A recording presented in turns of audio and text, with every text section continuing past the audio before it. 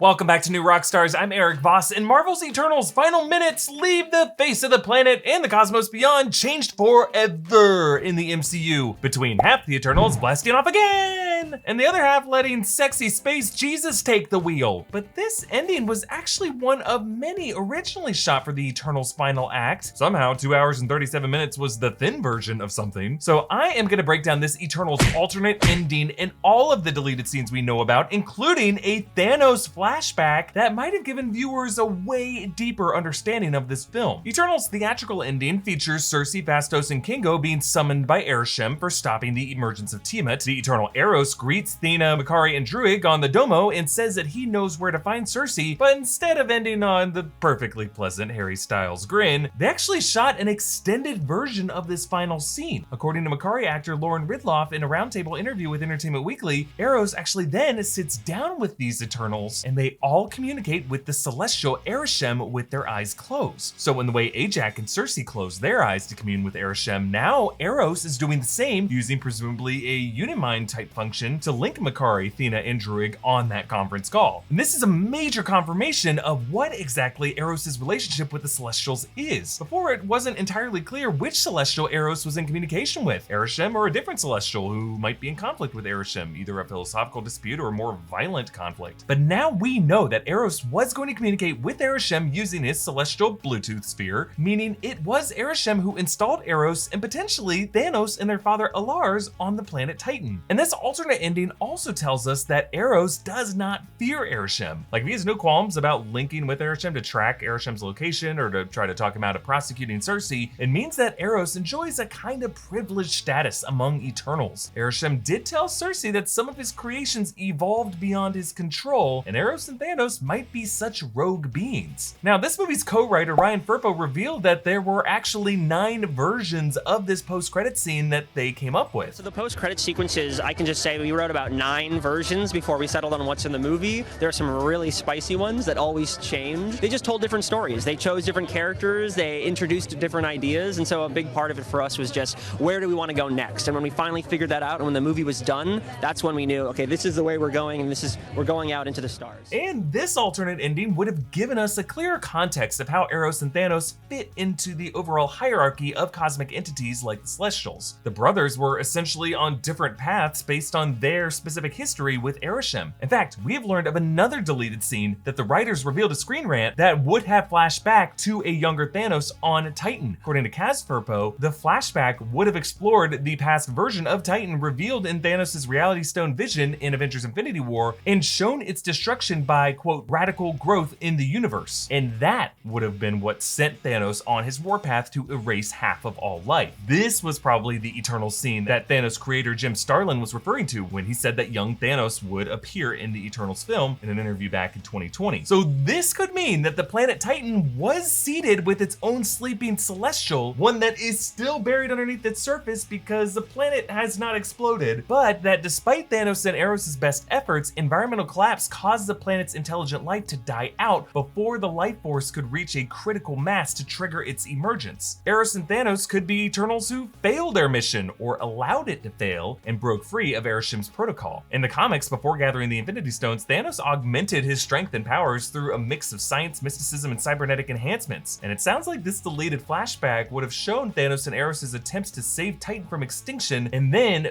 failing that, going on to augment their own powers separate from what the Celestials designed them to do. Remember, earlier in the Eternals film, Phastos has an interesting line about the reason Ajak didn't want them to intervene in human conflict was that wars have historically led to advancements in tech, in medicine, in food production that ultimately, in a roundabout way, end up prolonging human life. So maybe on Titan, Thanos and Eros did initially try to intervene in certain ways in their wars, like that Titan versus Kree war that was teased in Loki episode 1. We actually saw the same ships in the background as the ones that we now see crashed on the surface of Titan. And that intervention in the wars caused Titan's population growth to outpace the technological evolution that would be needed to sustain such a society. You know, sometimes these Easter eggs just feel like they were perfectly designed for you. If only all things in life could be that way, like the mattress we sleep on every night. Well, thanks to Helix, you can get a mattress that is just right for you. Helix Sleep makes premium mattresses and bedding customized to fit your needs and shipped right to your door. Helix is a sleep quiz that matches your unique body type and sleep preferences to the perfect mattress for you. I took the quiz and got matched with the Dusk Luxe Helix mattress because I wanted a medium firm mattress with lumbar support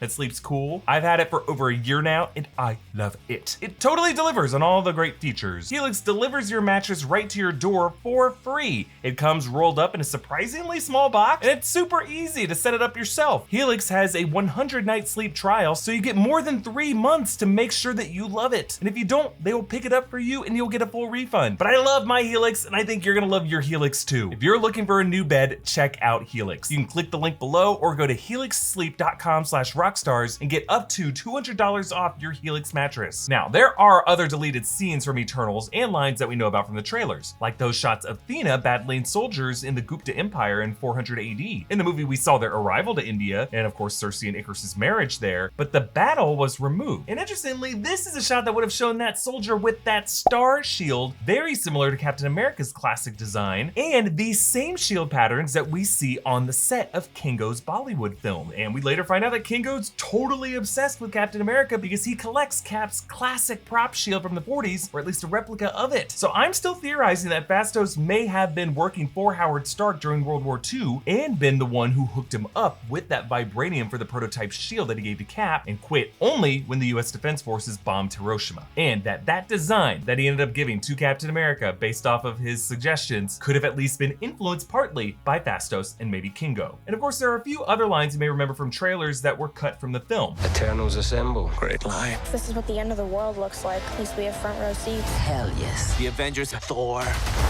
Spider-Man. But we have Athena. As well as a shot of Sprite singing karaoke on the jet. Chloe Zhao also revealed that in the original script there were going to be 12 Eternals, not 10, including the Eternal from the comics named Vampiro, who becomes a pro wrestler with a Batman-esque suit and bat fangs, but he's not actually a vampire. He probably could have afforded to cut a few more of them. The co-writers also told The Hollywood Reporter that they wanted to include more flashbacks to the Eternals' pasts throughout history and would love to potentially explore them further in a prequel series, like Kingo in 1890s Mumbai juggling his life as a movie star, and then later on dealing with Gandhi's peaceful dissolution of the British Empire in India, and then another episode with Athena in Greece, and then another episode that follows the Eternals confronting Arishem and all the Celestials. The writers also revealed in the amazing Ringerverse Eternals Deep Dive podcast, which I totally recommend listening to, they are amazing, that the writers conceived of an additional family of Eternals that were stationed on Earth connected to ancient Egypt and King Arthur. Maybe a different family of Eternals that's come, and they've also been stationed, and they're going to Egypt, and they're hanging out with King Arthur. Meaning that likely among these writers' early drafts of the script were plans of linking Arthurian legend and Excalibur and the Ebony Blade, as dialogue in this movie clearly points out, which could have given plenty more context to the Black Knight's lineage to the early days of Eternals, which would have explained why Cersei told Dane to make amends with his uncle, who in the comics is Nathan Garrett, the previous Black Knight, not a very good guy. So ultimately, I agree that as a story as huge as Eternals, it could have worked better as like a 6-episode miniseries on Disney Plus, because I would have loved to have seen all these deleted scenes, but there was not room for them in this movie. Structurally, it would have been great to explore each character in their own episode on a show on Disney Plus. But on the other hand, we would miss out on the Celestials' immensity in scale presented on a huge screen, which I suspect is why Chloe Zhao and Kevin Feige wanted to do this as a movie, because Kevin Feige wanted us to wet ourselves when we saw these things. And that just, wouldn't work as well at home, because my couch is already soaked through, my friends. Bathrooms all the way across the room. I'm not kidding up. Let me know which of these deleted scenes you would have most preferred to see in the Eternals film. And you can support this channel by checking out our great merch options at newrockstarsmerch.com. Follow me on Instagram and Twitter at EA Voss. Follow New Rockstars. Subscribe to New Rockstars for breakdowns of everything you love. Thanks for watching. Bye.